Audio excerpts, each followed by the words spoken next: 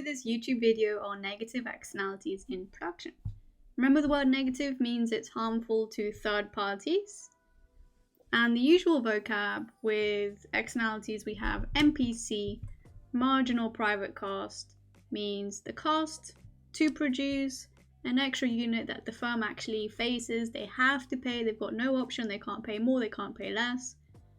MEC is the cost that's passed on to third parties. And obviously a cost is harmful, so that's what we're going to emphasize today. Of a firm making an extra unit of the good or service. MSC, marginal social cost, total cost society faces of a firm producing an extra unit of the good or service. We have this great equation tying them together, MPC plus MEC equals MSC for those just joining this video series. This is a really important equation. We're going to use that a lot today. And one of the tricky things about negative externalities in production, so things that harm other people, is we want to communicate the harm. We want to communicate that third parties have been harmed. And using this vocab that we have, we want to communicate that we're adding costs onto them. So this thing in the middle has to reflect that we're adding costs onto them. So really, this is kind of mathematically a positive number. You're adding costs onto third parties, which is really bad. So I've got that written there.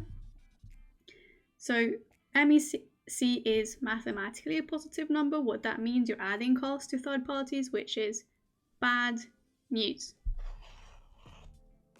And what this is going to cause, using that equation, MSC equals MPC plus MEC, if you're adding more MEC, it will cause the MSC to be greater than the MPC.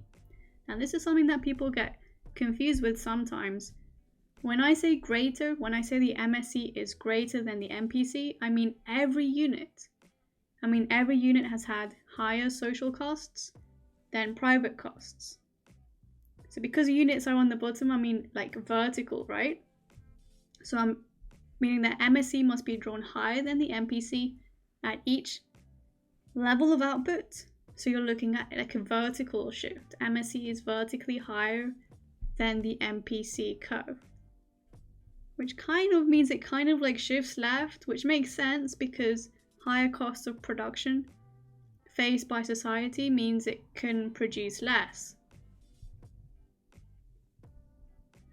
Okay, and then the QFM is the free market equilibrium, and remember that's where the MPC equals the MPB. So I've shaded that in green. Social optimum was where MSC equals MSB, and I've put that in as QSO. And they're different. They're different because they've got different incentives. QFM is the equilibrium that actually happens. That's because the free market is selfish and has no incentive or doesn't care, doesn't think about costs that society faces and doesn't react to do anything about it. So since the free market equilibrium is higher, we say that there is overproduction. There is too much production, QFM higher than QSO, and specifically the overproduction is the quantity between QFM and QSO. The free market has left too many resources allocated to this market, and that's going to cause market failure, and that's going to cause a welfare loss. That's what we're going to go into next. So this yellow area describes the welfare that's been lost. And you can just learn it as kind of the triangle between, how to explain this one. It's the triangle between QFM and QSO that points towards a social optimum. So you kind of go up from QFM and just kind of point this triangle sideways. That's kind of a shortcut way to remember it, but if I'm honest, learning those shortcuts won't help you in year 13 when you look at monopoly graphs and you're trying to work out welfare losses and actually understand why there is a welfare loss. So any year 12 students looking at this right now, it would be really great to work as much as you can on understanding that yellow bit. Okay, so here I have an example to explain why there is that welfare loss that we've just drawn, that I've drawn on the previous page.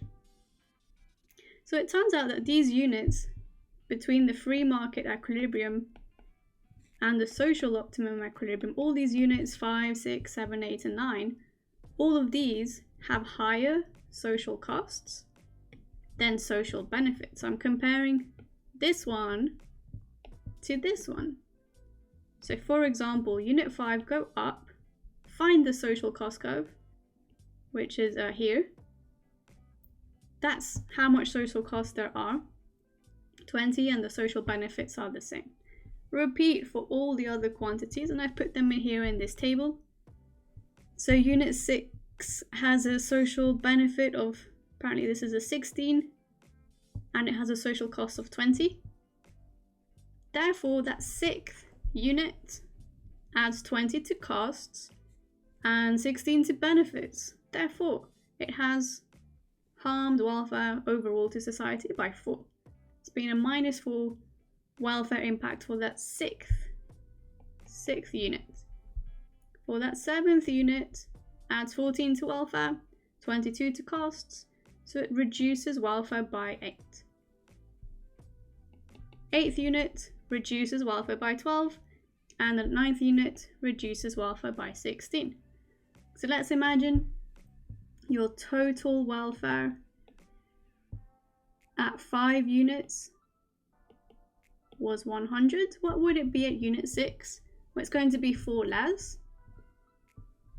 It's going to be 96.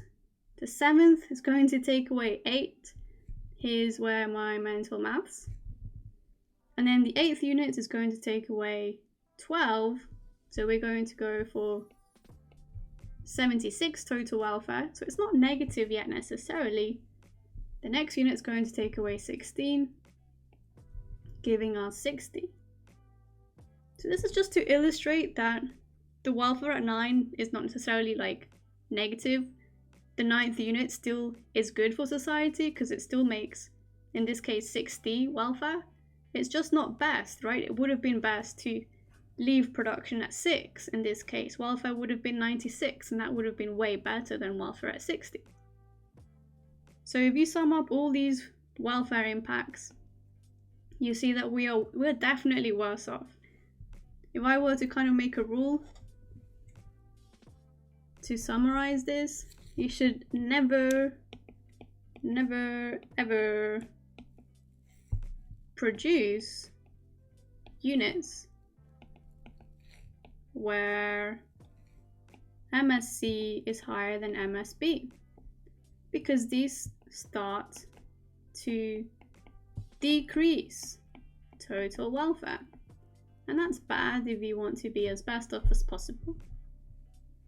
And essentially that's what's going to happen with our negative production externality. We kind of go back here between QSO and QFM, all those units that the selfish companies wanted to produce, thought was good for them, it is good for them, and then we look and we see, hey, it's actually not good for society because all these units had higher social costs and social benefits.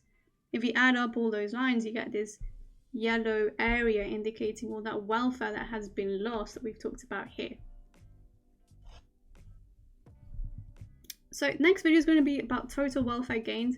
I have a couple quiz questions on this coming up too, so very exciting. Hope to catch you on that next video. Thank you so much. Bye!